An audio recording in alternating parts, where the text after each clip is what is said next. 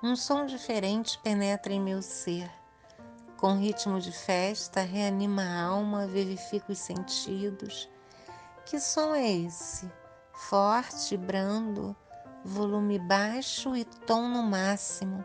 Invade o peito, altera a audição, acelera o coração. Grita lá dentro um novo compasso. Cadência harmônica, não se sente algo além dele. Marcha sem ruídos, é profundo, imperceptível a outro ouvido. É o entoar de uma sinfonia quase muda, que ecoa silenciosamente, e como um vento espalha-se corpo afora.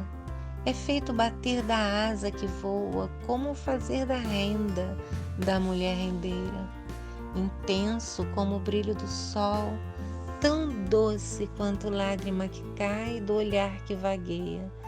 Melodia sem letra, em eterna composição, faz bailar na emoção, perdida e achada. Seria esse o som do amor, que nos move num balanço e vai e vem sem descanso, na inquietude da existência? Que som é esse?